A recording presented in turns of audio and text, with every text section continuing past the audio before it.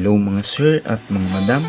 Meron tayo ngayong i-review na isang tactical flashlight from Clarus. Ayan, ito yung box niya.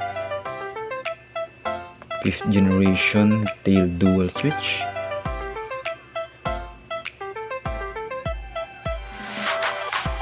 Sa box pa lang mga sir, panalo na yan. Buksan na natin. Ito na yung laman ng kanyang box mga madam at mga sir. Meron siyang holster. Meron din siyang, ito yung pinakang flashlight. Tactical flashlight XT21X Pro. Alright.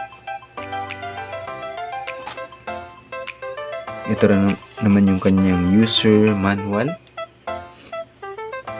Yung kanyang 18650 battery tube. Meron palang nasa loob nito mga sir yung kanyang 21700 na battery. Meron din siyang lanyard, USB charging cable, spare o-ring. Tapos meron din yung mga adapter. Ayan, mga type C. Ayan mga sir, napakaganda ng kanyang body. Ayan yung kanyang size. Kasing haba lang ito ng cellphone. Ayan, napakaganda ng finish niya.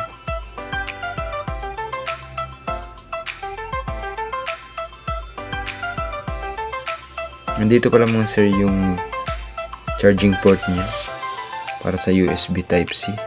Ayan.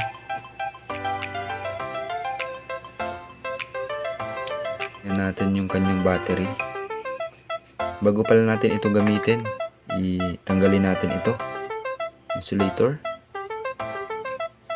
Ito yung battery niya, 21700, galing sa Clarus. Ayan. Ayan, gold plated din yung kanyang spring sa kanyang tail.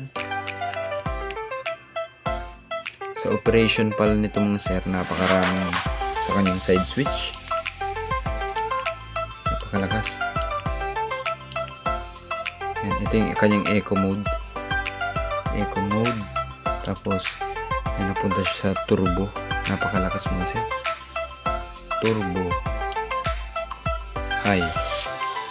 Medium. Low. Eco mode. Yan. Sa strobe niya mga sir, click lang natin ng 2 beses. Yan. Strobe. Ayan yung SOS mga sir.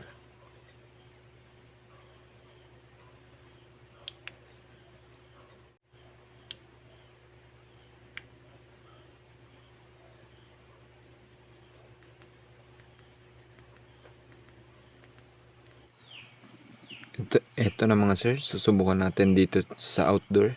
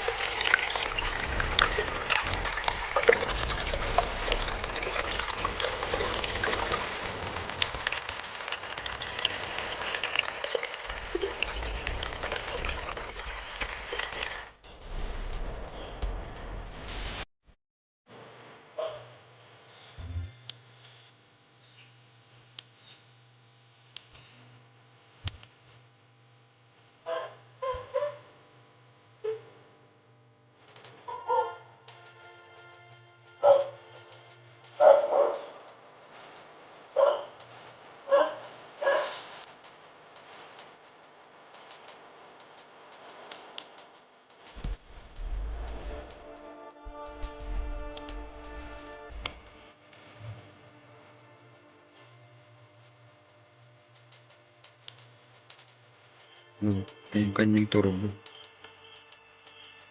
High, medium, low. Eco. Turbo niya.